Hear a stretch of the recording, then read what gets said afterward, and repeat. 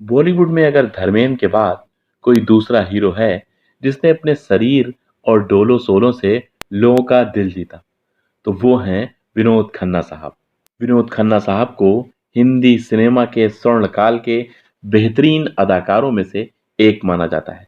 एक विलेन से अभिनेता और फिर अभिनेता से नेता बनने की इनकी जिंदगी की पूरी कहानी बहुत ही रोचक है। तो आज हम इस वीडियो में विनोद खन्ना जी की जिंदगी से जुड़े कुछ ऐसे रोचक किस्सों को आपको बताएंगे जो यकीनन आपने अभी तक किसी एक सिंगल वीडियो में नहीं सुने होंगे।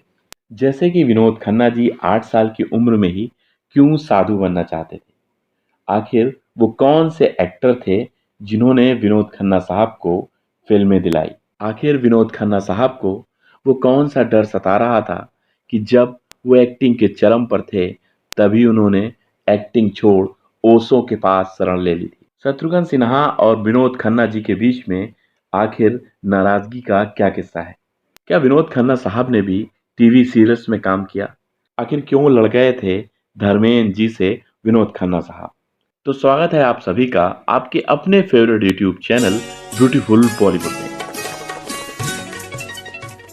इस वीडियो के अंत में आपको हम ये भी बताएंगे कि विनोद खन्ना साहब के वो कौन से गहरे मित्र थे जिनकी और विनोद खन्ना जी की एक तारीख और एक बीमारी से ही मृत्यु हुई। विनोद खन्ना साहब का जन्म ब्रिटिश कालीन पेशावर में हुआ था और इस समय ये पाकिस्तान में है। इनका जन्म 6 अक्टूबर 1946 में हुआ था।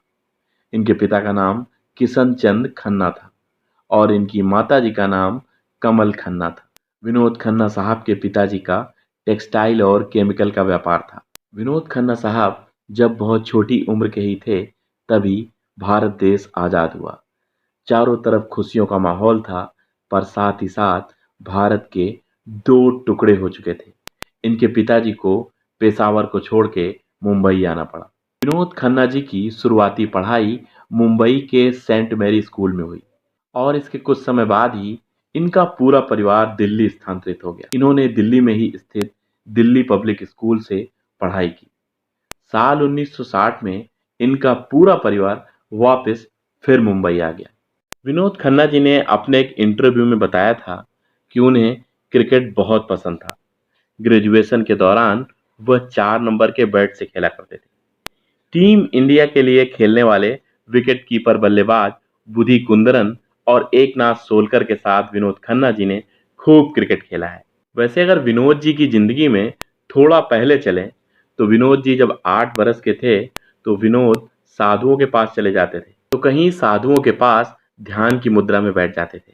शायद कहीं न कहीं बचपन का ये वही असर था कि जब विनोद खन्ना जी अपने कैरियर में शीर्ष पे थे तभी उन्होंने एक्टिंग को छोड़ के संन्यास ले लिया। विनोद खन्ना साहब साइंस के एक होशियार स्टूडेंट थे। इसी क्षेत्र में आगे इंजीनियर बनना चाहते थे, लेकिन उनके पिता को ये सब कुछ नहीं पसंद था। वे चाहते थे कि विनोद कॉमर्स की पढ़ाई करे और परिवार का बिजनेस संभाले। इधर विनोद खन्ना साहब का मन क्रिकेट से हट रहा था और कॉलेज के स्कूल ड्रामा और थिएटर में लग रहा था। वैसे विनोद जी की जिंदगी से जुड़ा ये किस्सा बेहद रोमांचक है। यूं तो हर कोई मध्यम वर्गीय परिवार एक्टिंग में कैरियर बनाने के नाम पर आसानी से सहमत नहीं होता। पिता चाहते थे बेटा बिजनेसमैन बने। पिता और पुत्र की इस जद्दोजहद के बीच विनोद जी को एक्टिंग का भूत सवार हो गया। अब विनोद जी बचपन से डेजिंग तो दिखते ही थे, कॉलेज की लड़कियां भी उन पर मरती थी। लोगों की इतनी तारीफ सुन सुनकर उनको बॉलीवुड में जाने की ख्वाहिश भी पैदा हो गई थी। लेकिन जैसे ही विनोद खन्ना साहब ने अपने पापा को एक्टिंग में कैरियर बनाने की ख्वाहिश बताई तो विनोद जी के पिता ने उनकी कनपटी पर बंदूक रख दी और बोला कि अगर बॉलीवुड में जाने की जिद करोगे तो शूट कर दूंगा। पर विनोद खन्ना जी की माँ ये समझ चुकी थीं कि विनोद खन्ना जी जिद के पक्के हैं। उन्होंने पिता को समझाया। विनोद जी की जिद पर उन्हें 2 साल का वक्त बॉलीवुड में किस्मत आजमाने के लिए दिया गया। उस वक्त सुनील दत्त अपने भाई सोम दत्त को लॉन्च करने के लिए एक मूवी बना रहे थे। उसी दौरान विनोद खन्ना जी की सुनील दत्त साहब से एक पार्टी के दौरान मुलाकात हुई और उनको अपनी फिल्म मन का मीत के लिए एक डेजिंग विलन की तलाश थी। उन्हें विनोद पसंद आ गए। 1969 में फिल्म मन का मीत रिलीज हुई और विनोद को पीछे मुड़कर नहीं देखना पड़ा। इस फिल्म के रिलीज होने के एक हफ्ते के अंदर वे 15 फिल्में साइन कर चुके थे। उस समय डाकू के वेश में विनोद खन्ना को देखना एक अलग ही मजा देता था। 1970 में ही विनोद खन्ना मनोज कुमार की सुपरहिट फिल्म पूरब और पश्चिम में भी दिखे। गौरतलब है कि विनोद खन्ना जी और गीतांजलि जी दोनों बचपन से अच्छे दोस्त थे और स्कूल के दिनों से एक दूसरे को पसंद करते थे। साल 1971 में विनोद जी ने और गीतांजलि जी ने शादी कर ली। विनोद खन्ना जी स्पिरिचुअल ख्यालों वाले तो शुरू से ही थे। किताबें पढ़ना उनका शौक हुआ करता था। तभी महेश भट्ट जी ओशो को सुना करते थे। विनोद खन्ना जी भी ओशो को सुनने लगे और उनसे आकर्षित हुए। जब वो 26-27 सालों के थे तभी उन्हें मौत को लेकर ऐसे अनुभव हुए कि वे ओशो के पास चले गए। विनोद ने बताया, मौत ने जिंदगी की सच्चाई से मेरा सामना करवा दिया। मेरे परिवार में 6-7 महीने में 4 लोग एक के बाद एक मर गए थे। उनमें मेरी माँ थी, मेरी बहुत अजीज बहन थी। मेरी जड़ें हिल गई थी। मैंने सोचा एक दिन मैं भी मर जाऊंगा। वो महेश भट्ट ही थे जो विनोद खन्ना जी को ओशो के आश्रम ले गए थे। हालांकि बाद में महेश भट्ट का मन ओशो से उठ गया, लेकिन विनोद अपना सब कुछ छोड़कर ओशो के साथ अमेरिका के ओरेगन चले गए। बाद में जब वहां ओशो को गिरफ्तार कर लिया गया और रजनीशपुरम आश्रम बंद कर दिया गया तो विनोद खन्ना जी लौट आए। इसके बाद उन्होंने फिर फिल्में करनी शुरू कर दी।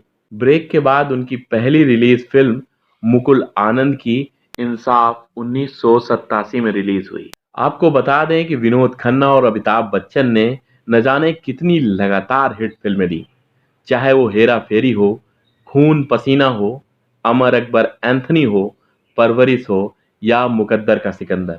इनमें से एक भी ऐसी फिल्म नहीं थी जिनमें अमिताभ जी विनोद खन्ना से 21 लगे हों। इधर अमिताभ बच्चन जी लगातार फिल्में करते गए और विनोद खन्ना जी अपनी स्पिरिचुअल खोज के चलते अनियमित और अमहत्वाकांक्षी रहे। माना गया कि वो फिल्में न छोड़ते और अमेरिका न जाते तो आज अमिताभ बच्चन के बराबर के महानायक का रुतबा होता। उनसे पूछा भी गया कि आप बॉलीवुड छोड़कर नहीं जाते तो बच्चन के सबसे मजबूत प्रतिद्वंदी होते। इस पर खन्ना साहब कहते हैं, नहीं, ऐसा नहीं है। बच्चन की लोकप्रियता हमेशा से रही है। वे शोले और दीवार जैसी क्लासिकल फिल्मों में रह चुके हैं। निश्चित रूप से वे बहुत अच्छे एक्टर हैं। जब सुनील दत्त जी ने मन का मीत फिल्म में विनोद खन्ना को मौका दिया तो अमिताभ के पास 7 हिंदुस्तानी के अलावा कोई मूवी नहीं थी। दोनों को फिर रेशमा और शेरा फिल्म में सुनील दत्त जी ने साथ साथ मौका दिया। लेकिन एक बार विनोद खन्ना के लिए अमिताभ ने ऐसी मुश्किल पैदा कर दी जैसी अमिताभ बच्चन के लिए कभी कुली में पुनीत ईसर ने की थी। ये फिल्म थी मुकद्दर का सिकंदर, जिसमें एक फाइट सीन इन दोनों के बीच होता है। अमिताभ एक गिलास फेंक कर विनोद खन्ना के चेहरे पर बड़ी तेजी से मारते हैं। इधर विनोद तैयार भी नहीं थे। इस तेजी की वजह से विनोद खुद को बचा नहीं पाए और गिलास उनकी ठोड़ी चिन पर जाकर लग गया। विनोद के चेहरे से खून निकलने लगा। तब कई फिल्मी मैगजीन में खबर चलाई गई कि अमिताभ विनोद खन्ना से जलते हैं, इसलिए उनको जानबूझकर गिलास दे मारा। लेकिन दोनों के रिश्ते इतने करीबी थे कि विनोद खन्ना ने जरा भी ऐसी खबरों पर ध्यान नहीं दिया। ऐसा ही एक किस्सा विनोद जी और शत्रुघ्न सिन्हा के बारे में भी है। आपको शत्रु जी का ये डायलॉग तो अच्छी तरह याद होगा कि बोल देना छेनू आया था। वैसे ये डायलॉग इस मायने में भी खास था कि इसी डायलॉग ने शत्रुघ्न सिन्हा की किस्मत बदल दी। इसी फिल्म मेरे अपने ने शत्रु को विलेन से हीरो बनाया था, लेकिन फिर भी शत्रु इस फिल्म के डायरेक्टर गुलजार से इतना ज्यादा नाराज हुए कि इस मूवी के प्रीमियर पर भी नहीं आए। शत्रुघ्न सिन्हा ने गुलजार से अपनी नाराजगी की वजह सालों बाद अपनी बायोग्राफी में बयां की और बताया कि कैसे गुलजार मेरी जगह विनोद खन्ना को तरहीज देते थे। शत्रु को लगता था कि गुलजार विनोद खन्ना से ज्यादा प्रभावित हैं। दोनों में पूरी फिल्म के दौरान एक दूसरे से तनातनी चलती रहती है। बावजूद इसके न कभी गुलजार ने कोई बयान देकर विवाद पैदा किया और न ही शालीन तबीयत के विनोद खन्ना ने शत्रु की बात पर प्रतिक्रिया दी। वैसे विनोद खन्ना जी के बारे में बहुत कम लोग जानते हैं कि उन्होंने कभी टीवी में काम करने का मूड भी बनाया था। विनोद खन्ना को यह मौका दिया था महाभारत के शकुनी यानी गूफी पेंटल ने। दरअसल गूफी को लगता था महाराणा प्रताप जैसे गद्दावर किरदार के लिए एक गद्दावर अभिनेता चाहिए। विनोद खन्ना भी मान गए थे, जो कि दूरदर्शन पर महाराणा प्रताप की 400वीं जयंती वाले साल यानी कि 1997 में प्रसारित हुआ था। इधर जब कैरियर ढलने की ओर था तब विनोद खन्ना जी ने राजनीति की ओर रुख किया। पाकिस्तान में जन्मे विनोद खन्ना जी के जीवन में राजनीति ने भी बड़ा अहम पहलू निभाया। विनोद खन्ना ने साल 1997 में भारतीय जनता पार्टी ज्वाइन की और 1998 में गुरदासपुर संसदीय क्षेत्र से पहली बार सांसद चुने गए। 2014 के लोकसभा चुनाव में जीत दर्ज कर विनोद खन्ना ने चौथी बार सांसद की पद ग्रहण किया। इससे पहले वे 1999 और 2004 में लोकसभा चुनाव जीते। जहां विनोद खन्ना जी 2009 में लोकसभा चुनाव हारे, वहीं 2002 में संस्कृत और पर्यटन के केंद्रीय मंत्री रहे। 6 माह पश्चात ही उनको अति महत्वपूर्ण विदेश मामलों के मंत्रालय में राज्य मंत्री भी बनाया गया। वैसे विनोद खन्ना जी की जिंदगी एक फिल्मी स्टोरी से कम नहीं थी। पाकिस्तान से संबंध रखने वाले विनोद खन्ना जी ने एक पाकिस्तानी फिल्म में भी काम किया है, जो कि 2007 में रिलीज हुई। फिल्म का नाम था गॉडफादर। धर्मेंद्र और विनोद खन्ना ने एक साथ कई फिल्मों में काम किया। धर्मेंद्र की हमेशा से आदत रही कि वे सेट पर भी पैग लगाकर सीन दिया करते थे। और तो और विनोद खन्ना जी को भी साथ बैठाकर पिलाने के लिए बुलाते थे। एक रोज धर्मेंद्र जी ने विनोद खन्ना को अपने साथ बैठने के लिए शाम को बुलाया, तो विनोद खन्ना ने आने से मना कर दिया। उस समय विनोद खन्ना की जिंदगी में अमृता सिंह की एंट्री हो चुकी थी। इस बात पर धर्मेंद्र का गुस्सा फूट पड़ा। अनजाने में धर्मेंद्र ने अमृता को काफी बुरा भला कह दिया, जो विनोद खन्ना सह नहीं पाए। ऐसे में धर्मेंद्र की बात को टालने के लिए वहां से जाने लगे, लेकिन धर्मेंद्र जी कहाँ मानने वाले। विनोद खन्ना को भी गुस्सा आ गया। ऐसे में विनोद जी, जो कि धर्मेंद्र जी को अपना बड़ा भाई मानते थे, वे अमृता जी के लिए धर्मेंद्र से लड़ पड़े। दोनों के बीच गहमा गहमी इतनी बढ़ गई थी कि धर्मेंद्र ने गुस्से में आकर विनोद जी को धक्का दे दिया, तो वहीं विनोद ने भी धर्मेंद्र का कॉलर पकड़ लिया। धर्मेंद्र और विनोद खन्ना के बीच ऐसी लड़ाई होते देख पूरा फिल्म क्रू भी हैरान हो गया था। आइए विनोद खन्ना जी के एक अनोखे रिश्ते के बारे में भी बात करते हैं। हमारे ज्यादातर रिश्ते जन्म के आधार पर तय हो जाते हैं, उन्हें चुनने का हमें कोई अवसर नहीं मिलता।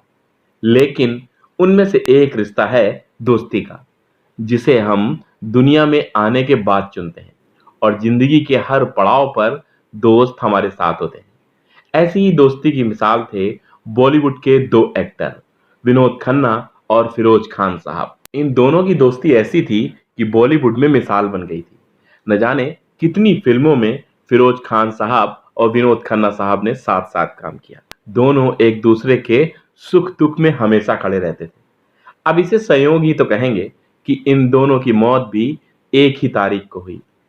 साल 2009 में 27 अप्रैल को फिरोज खान ये दुनिया छोड़कर चले गए और विनोद खन्ना साहब का निधन भी साल 2017 में तारीख 27 अप्रैल को हुआ।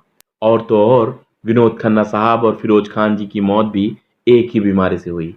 ये दोनों कैंसर से जूझ रहे थे और इसके चलते इन दोनों ने दुनिया को अलविदा कह दिया। अगर विनोद खन्ना जी आपके फेवरेट एक्टर्स में से एक हैं तो प्लीज जरूर बताइएगा कि सलमान खान और विनोद खन्ना जी ने कौन सी फिल्मों में साथ साथ काम किया। एक तो फिल्म आप जरूर बता देंगे, पर आपको मात्र 4 फिल्मों के नाम बताने हैं। और आपकी फेवरेट फिल्म जिसमें विनोद खन्ना साहब ने काम किया वो कौन सी है। मैं आपके एक एक कमेंट्स को दिल से पसंद करता हूं, इसलिए प्लीज कमेंट जरूर करिएगा। और अगर आपको ये वीडियो थोड़ा सा भी अच्छा लगा है तो प्लीज लाइक का बटन जरूर दबाइएगा, क्योंकि आपका एक लाइक मेरे 15 से 20 घंटों की मेहनत को साकार करता है।